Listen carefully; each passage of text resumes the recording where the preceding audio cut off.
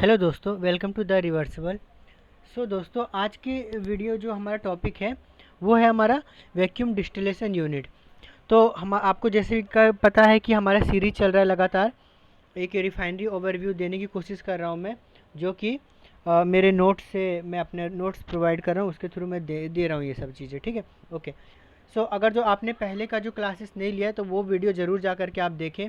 ठीक है, तो जो भी मतलब रिफाइनरी का मोस्ट ऑफ दी मतलब बहुत मोस्ट इक्विपमेंट यूनिट होते हैं वो सारे मैं कवर अप कर चुका हूँ, लेकिन ये लास्ट वैसे तो स्टार्टिंग में करना चाहिए था, लेकिन मैं इसको लास्ट मतलब थोड़ा लेट कर रहा हूँ। ठीक है, कोई दिक्कत नहीं है। तो वैक्यूम डिस्टिलेशन यूनिट के बारे में बात करें कि क्यों यूज़ करते हैं, सबसे पहले हमें ये जानना है। ठीक है, मैं जितने भी लेक्चर लिया हूँ उन सब में मैं पढ़ाने से पहले सबसे पहले बताता हूँ कि इसको हम क्यों यूज़ करते हैं। ठीक है, उसके बाद हम किसी प्रोसेस पे आते हैं। तो अभी पहला जो हमारा क्वेश्चन यही उठता है कि वैक्यूम डिस्टिलेशन होता क्या और हम इसका यूज़ क्यों करना है, रिफाइनरी में नहीं लगाएंगे तो क्या होगा। ठीक है, क्यों ज़रूरत है ये देखिए। अभी क्या है कि हमारा जो क्रूड ऑयल होता है, ठीक है, तो आपको पता है कि क्रूड ऑयल काफ़ी बहुत there are very many times of crude oil. ठीक है, हैवी भी होते हैं, थोड़े लाइट क्रूड ऑयल भी होते हैं, डिपेंड करता है उस क्रूड ऑयल पे कि वो उसका प्रॉपर्टी कैसा है। ठीक है, कोई भी क्रूड ऑयल हो, सबसे पहले हम उसको गर्म करके डिसॉल्टर यूनिट में डालते हैं। डिसॉल्टर यूनिट के बाद हम उसको सी डी यू में डालते हैं। ठीक है, जो कि एटमॉस्फेरिक प्रेशर पर होता है। तो एटमॉस्फेरिक प्रेशर पे वो सी डी यू होता है, क्यों होता है वो मैंने आपको बता दिया है पिछले क्लासेस में, वो देख लेना वीडियो। उसके बाद वहाँ से क्या होता है, रेजिड्यू निकलता है जिसको हम बोलते हैं वैक्यूम मतलब रेजिड्यू बोलते हैं बस। ठीक है, सिंपली भाषा में, या फिर रेफिनेट भी बोला जाता है। तो जो हमारा रेजिड्यू निकलता है मतलब कि वो एक्चुअली देखा जाए तो मतलब बहुत गाढ़ा, मतलब जो हमारा क्रूड ऑयल है उससे हमने सारा चीज़ एक्सट्रैक्ट कर दिया। अब हमारे पास समझ लीजिए कचरा बचा है। तो अब उस कचरे को अगर जो हम फेंकने लगे तो ऐसे तो बहुत सारी चीज़ें वेस्ट हो जाएंगी। तो इसीलिए उस चीज़ को हम क्या करते हैं, लेकिन आप ये चीज़ देखिए कि अगर जो उनमें से सारा मतलब मेन कंपोनेंट जो है हमने निकाल लिया, डीजल पेट्रोल नेफ्था वगैरह, तो उसमें बचा ही क्या होगा। अब तो बिल्कुल उसकी बॉइलिंग पॉइंट भी बढ़ चुकी होगी, क्योंकि बिल्कुल वो रेजिड्यू है। ठीक है, तो अब क्या करना है, तो उस चीज़ से भी अगर जो हमें naphtha, lube oil, wax, bitumen ये सब निकालना है तो उसको सबसे पहले हमें क्या करना पड़ेगा, हीटअप करना पड़ेगा। लेकिन हीट करने के लिए आप देखिए कि अगर जो जैसे कि 300 जनरली 50 पे हम टेम्परेचर को हीट कर देते हैं। अगर सोचिए अभी इससे इसका इनका टेम्परेचर जो होता है इससे भी काफ़ी ज़्यादा होता है, तब जाके ये बॉयल होगा।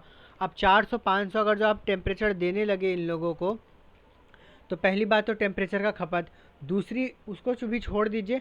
तो सबसे मेन काम होता है कि ये जो क्रूड ऑयल होते हैं ये अपनी जो प्रॉपर्टी है वो लॉस कर देते हैं। मतलब अगर जो आप किसी भी क्रूड ऑयल को अगर जो उसके नॉर्मल टेम्परेचर ज़्यादा अगर जो आप हीट करते हो तो कुछ तो उसमें होंगे लाइट कंपोनेंट, कुछ होंगे मतलब मोर वोलेटाइल कंपोनेंट होंगे, कुछ होंगे लेस वोलेटाइल कंपोनेंट।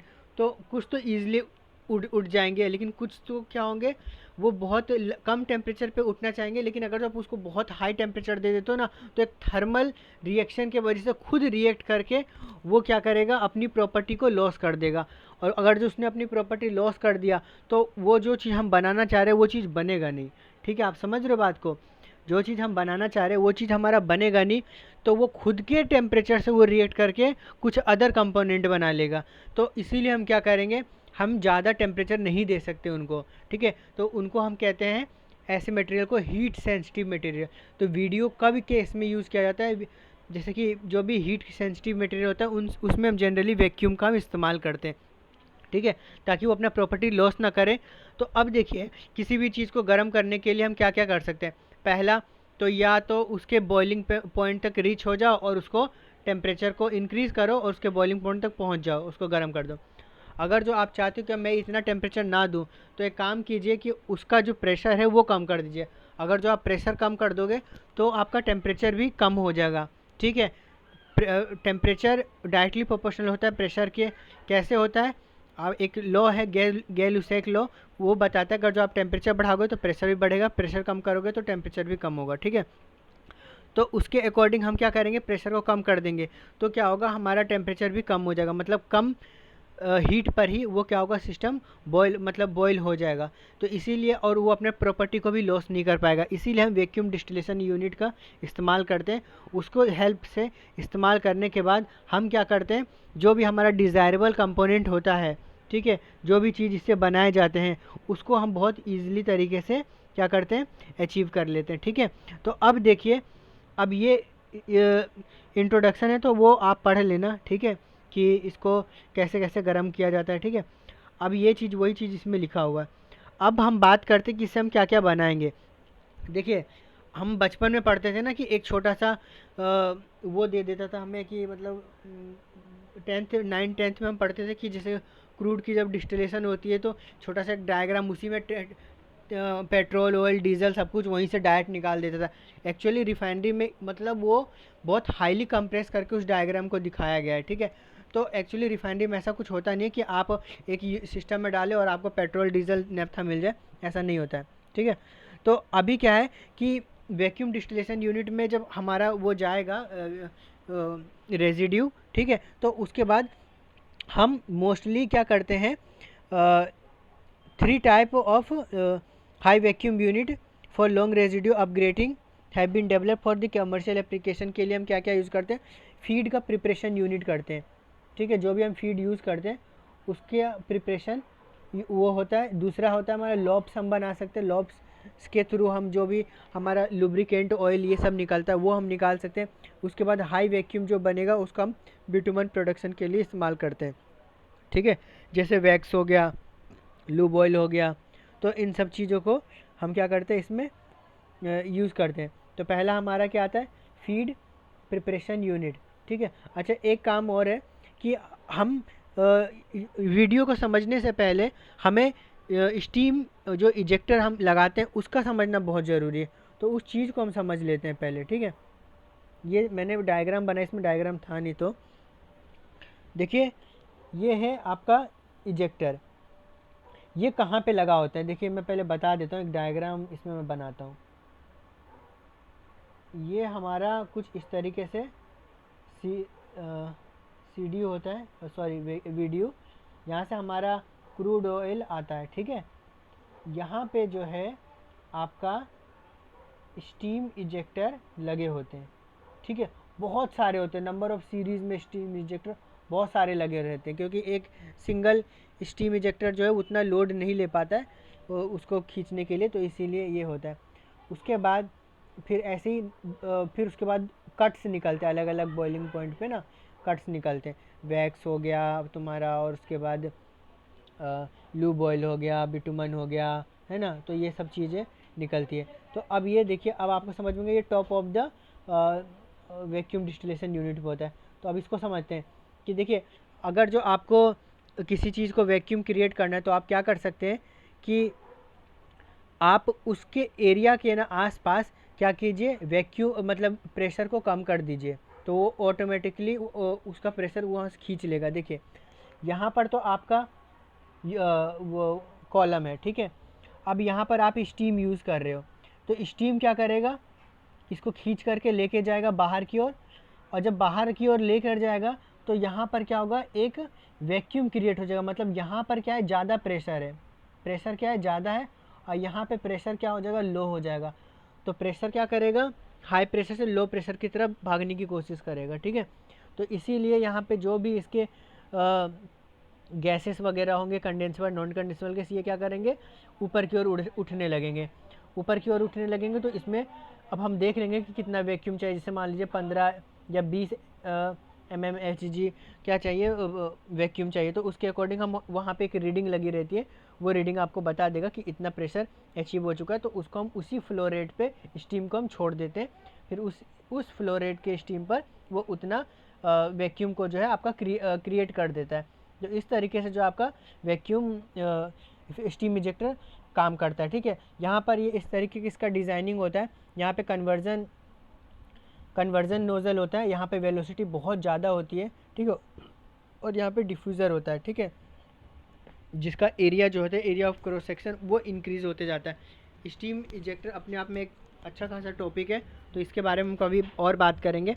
अभी हमारा मेन मकसद हमारा कॉलम को समझना है। ठीक है, तो इसको अभी रहने दीजिए, आपको इतना समझा दिया मैंने कि ये क्या काम कैसे करता है, ठीक है। तो यहाँ से आपका जो भी है वैक्यूम क्रिएट हो जाएगा और इसके बाहर जाने लगेगा, यहाँ पे वैक्यूम क्रिएट हो जाएगा। तो अपने आप उस कम टेम्परेचर पे जो यूनिट है आपका C D U column, sorry C D U नहीं, वीडियो कॉलम जो है वो आपका स्टार्ट हो जाएगा, मतलब बॉइलिंग पॉइंट स्टार्ट हो जाएगा। तो मैंने पहला हमारा जो होता है, जैसे कि मैंने बताया आपको कि फीड प्रिपरेशन यूनिट में हम करते क्या है, वो चीज़ हम थोड़ा सा देख लेते हैं। These unit make a major contribution to deep conversion upgrading, ठीक है। They produce distillate feed stock for further upgrading.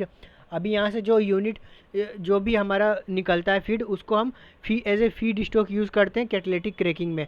तो एफसीसी में हमारा यूज़ होता है इसका फीड। तो ये इसके लिए हम फीड हमने यहाँ से तैयार कर लिया। तो पहला चीज़ आपका पता चल गया कि पहला काम हमारा क्या था। दूसरा काम हम देखते हैं कि क्या था। दूसरा है लॉब्स का हम प्रोडक्शन करते हैं, ठीक है। लुब्रिकेंट ऑयल बनाते हैं, produce high quality distillate fraction हम निकालते हैं, ठीक है। For low boil manufacturing special precaution are there for taken to prevent thermal degradation to distillate produce. These unit are wet type, मतलब ये एक टाइप ऑफ यूनिट है, ठीक है, कि वेट टाइप है, ड्राई टाइप है। तो ये यूनिट है, तो जो वेट टाइप यूनिट होता है उसमें हम जो लॉब्स का उसमें प्रोडक्शन होता है, ठीक है। तो उसके बाद हमारा इसका मेन, आपको मैंने एक पहला बताया कि जो पहला हमारा फीड स्टॉक के लिए हम करते हैं, दूसरा हमारा लॉब्स का प्रोडक्शन होगा। अब ये सब अपने आप में बहुत बड़ा टॉपिक है, इसलिए मैं इस पर ज़्यादा जा नहीं रहा हूँ, ठीक है, कि लॉब्स का प्रोडक्शन के लिए क्या क्या चीज़ें, कितना टेम्परेचर प्रेशर रखना होता है। हम वीडियो को समझ रहे हैं, मेन हम मकसद। उसके बाद है हाई वैक्यूम। तो सबसे नीचे में जो हमारा प्रोडक्ट निकलेगा वो हमारा रहेगा बिटुमन, ठीक है। मतलब एज ए कोक निकलता है वो, फिर कोक से फिर और आप एक्सट्रैक्ट करोगे तब जाकर आप बिटुमन निकलेगा। बिटुमन आप समझते हो कोल तारकोल जिसको कहते हैं, रोड पे जो भी हमारा रोड बनते हैं जो, उसमें हम यूज़ करते हैं, ब्लैक आप देखे होंगे, ठीक है। तो वो हमारा बिटुमन होता है। तो उसके लिए हम इसका प्रोडक्शन करते हैं। तो ये मैं पूरा नोट्स आपको दे रहा हूँ, अपलोड कर दूंगा, ठीक है, आप इसको पढ़ लेना, ठीक है। तो इस तरीके से हमारा सी डी यू कॉलम काम करता है। पहला क्वेश्चन आपसे पूछेगा कि सी डी यू किस लिए हम मतलब कौन सी चीज़ों के लिए हमारा वीडियो जो है कॉलम यूज़ किया जाता है। तो आपको मैं सी डी यू वीडियो में थोड़ा कंफ्यूज हो जाता हूँ बोलने में, इसलिए मैं पूरा नाम बताता हूँ। तो उसके लिए माफ़ी चाहूँगा। आप सोच रहे होगे कि काफ़ी कंफ्यूज हो रहा है ये, तो ऐसा कुछ नहीं है। तो जो वैक्यूम डिस्टिलेशन कॉलम है वो हीट सेंसिटिव के लिए हम यूज़ करते हैं कि ऐसा उसमें ऐसा क्रूड ऑयल जिसको जो हीट सेंसिटिव हो, जो अपना थर्मल हीट के वजह से वो अपना प्रॉपर्टी लॉस ना कर दे, इस वजह से हम वैक्यूम डिस्टिलेशन का इस्तेमाल किया जाता है। और उससे जो डिफरेंट टाइप ऑफ प्रोडक्ट निकलते हैं वो भी मैंने आपको बता दिया है, ठीक है। तो इस तरीके का हमारा जो वीडियो कॉलम है वो काम करता है। और आपको जब जस्ट पता ही है कि जस्ट जैसे ही सी डी यू से हमारा निकलता है प्रोडक्ट रेजिड्यू, उसको हम सीधा हम वीडियो में डालते हैं। वीडियो से जो चीज़ निकलता है उसको आगे हम फर्दर क्रैकिंग में एफ सी सी में डालते हैं, हाइड्रो प्रोसेसिंग में भेजते हैं, लॉब्स एरिया में डालते हैं, डिले कोकर की यूनिट में डालते हैं। तो इस तरीके से एक बहुत लंबा चेन प्रोसेस होता है, तब जा कर के कहीं आपका पेट्रोल और डीजल निकलता है। तो इतना आसान नहीं होता इन सब चीज़ों का प्रोडक्शन करना, ठीक है। तो आई होप गाइज आपको लेक्चर पसंद आया हो। मैंने एक बेसिक जो फंडामेंटल होते हैं, बेसिक अंडरस्टैंडिंग क्या होते हैं, वो चीज़ मैंने आपको बताया, ठीक है। ज़्यादा डीपली नहीं बताया मैंने, क्योंकि फिर ये अपने आप में सारा एक टॉपिक है। तो उतना अगर जो मैं करने लगा तो वीडियो काफ़ी लंबा बन जाएगा। एग्ज़ाम पॉइंट ऑफ व्यू से मैंने आपको बता दिया है कि किस लिए वीडियो को यूज़ किया जाता है। तो आप आई होप आपको वीडियो समझ में आया हो। स्टीम इजेक्टर कैसे काम करता है इसके बारे में भी मैंने बताया, कौन सा मोटिव फ्लूइड क्या होता है, प्रोसेस फ्लूइड क्या होता है, ये भी मैंने बताया, ठीक है। तो आई होप आपको वीडियो पसंद आया हो। कोई भी प्रॉब्लम हो तो आप मुझे कमेंट कीजिए, मैं कोशिश करूँगा उसका जवाब देने के लिए, अगर मुझे वो आया तो, ठीक है। तो बाय बाय दोस्तों, बने रहे वीडियो को, और चैनल को लाइक सब्सक्राइब बिल्कुल करना ना भूलें, ठीक है।